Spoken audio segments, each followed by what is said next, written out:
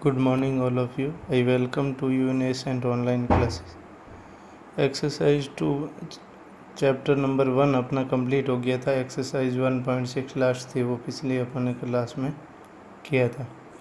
आज अपन बात करेंगे, नया चैप्टर है पॉलिनोमियल, चैप्टर नंबर 2। पॉलिनोमियल क्या होता है? इक्वेशन के अंदर टर्म्स जब एक से ज़्यादा हो उसको क्या कहते हैं? पॉलिनोमियल कहते हैं। फिर अपन आता है एक्सरसाइज 2.1 की तरफ। इसके अंदर कुछ क्वेश्चंस हैं, उनके माध्यम से अपन पॉलिनोमियल के बारे में और डिटेल से पढ़ेंगे। जैसे फर्स्ट क्वेश्चन है, which of the following expressions are polynomial in one variable and which are not, state the reason for their answer. यानी कौन सी वन वेरिएबल है। तो जैसे ये एक इक्वेशन दी हुई है, ax 4x² - 3x + 7 है। तो पॉलिनोमियल के लिए एक इक्वेशन क्या होती है? ax² + bx + c = 0 कंडीशन हो तो वो पॉलिनोमियल होता है, उसको कहते हैं क्वाड्रिक इक्वेशन। तो ये जो इक्वेशन बन रही है इसमें सारे x की टर्म है, तो इसमें क्या हो जाएगा? ये एक प्रकार का वन वेरिएबल वाला पॉलिनोमियल है, यानी it is the polynomial of one variable.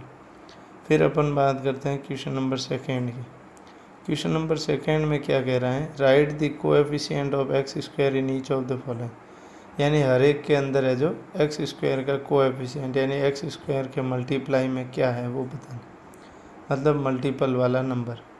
जैसे क्या है? 2 + x² + x है, तो इसमें जैसे x² है, x² के मल्टीप्लाई में क्या दिख रहा है? कोई भी नंबर नहीं दिख रहा है, इसका मतलब क्या होगा? 1, यानी कोएफिशिएंट ऑफ x² क्या हो जाएगा? 1 हो जाएगा। फिर जैसे ये कंडीशन है, जैसे √2x - 1। अब ऐसी कंडीशन के अंदर x² जब है ही नहीं, तो उस कंडीशन में क्या होगा? x² का कोएफिशिएंट होगा 0, क्योंकि किसी भी नंबर को 0 से मल्टीप्लाई करते हैं तब क्या होगा? 0 आता है।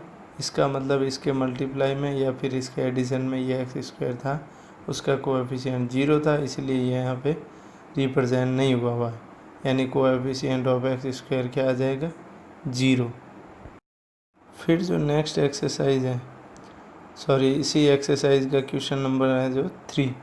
Give one example each of the binomial degree 35।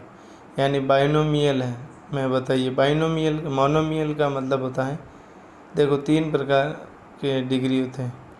जैसे मान लो बाइनोमियल, सबसे पहले आता है मोनोमियल। मोनोमियल में आता है सिर्फ 1 पार्ट हो, जैसे 6x⁴ है, तो ऐसी कंडीशन में ये एक ही पार्ट आ रहा है, इसका मतलब क्या है? इसके एडिशन में प्लस लगा करके दूसरा कोई टर्म नहीं ऐड है, ऐसी कंडीशन को कहते हैं मोनोमियल।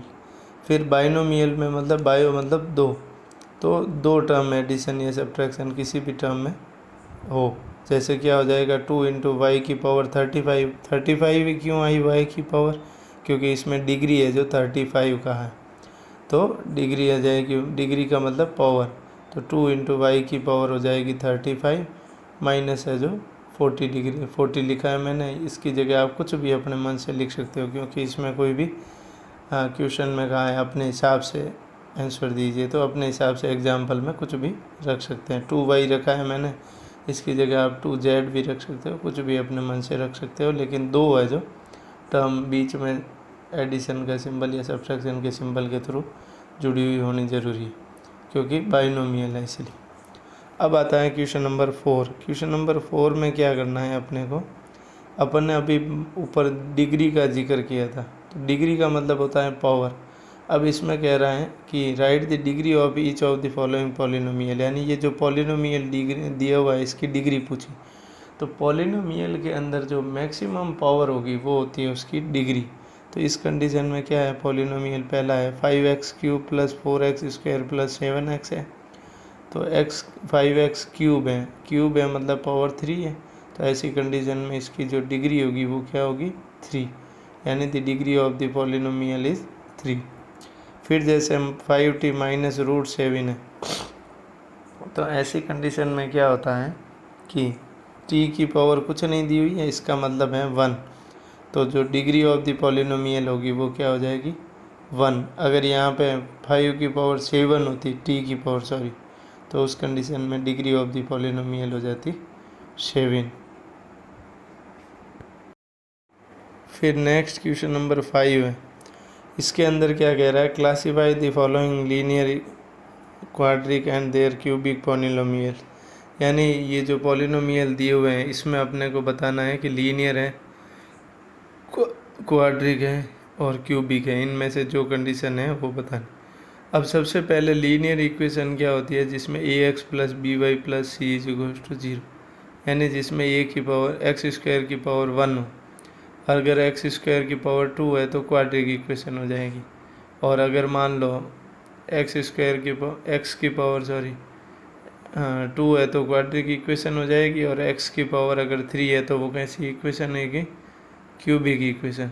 तो फर्स्ट क्वेश्चन देखते हैं अपन, एक्स स्क्वायर प्लस एक्स है, तो इसमें क्या है, देखो कंडीशन क्वाड्रिक इक्वेशन के लिए क्या होती है, x square a x square plus b x plus c is equals to 0 की कंडीशन बन रही हो तो वह एक क्वाड्रिक इक्वेशन होगा। वही एक सेम टू सेम है, इधर कांस्टेंट सी जो कांस्टेंट नंबर है वो 0 हो सकता है, तो ऐसी कंडीशन में ये एक क्वाड्रिक इक्वेशन है। फिर ये x माइनस एक्स क्यूब है, तो x की पावर 3 आया हुआ है, क्यूब आया हुआ है, इसका मतलब ये जो इक्वेशन है वो कैसी है, क्यूबिक इक्वेशन। तो इसके लिए अपन लिख सकते हैं it is an cubic equation. फिर आता है 1 प्लस एक्स। अब इसमें क्या है, x की पावर 1 है, तो ऐसी कंडीशन में क्या करना है, तो ये लीनियर इक्वेशन हो जाएगी, it is an linear equation. फिर अब बात आती है होमवर्क की। होमवर्क के अंदर क्या है, वैसे तो इस एक्सरसाइज के सारे क्वेश्चन मैंने करवाए, लेकिन उनके सारे के भी जितने सब पार्ट थे वो मैंने नहीं करवाए। तो ऐसी कंडीशन में सवाल उठता है कि होमवर्क में क्या हो। तो जो रिमेनिंग क्वेश्चंस हैं, जैसे क्वेश्चन नंबर फर्स्ट है उसके एक मैंने करवाए, तो बाकी वाले जो बचे हुए वो सेल्फली सॉल्व करना। और क्वेश्चन नंबर 2 में भी ऐसे ही, क्वेश्चन नंबर 3 में भी ऐसे ही, और क्वेश्चन नंबर 5 में भी ऐसे ही। मतलब जो रिमेनिंग क्वेश्चंस हैं वो सब आपको सॉल्व करना है। Thank you for watching video and joining us. Have a nice day.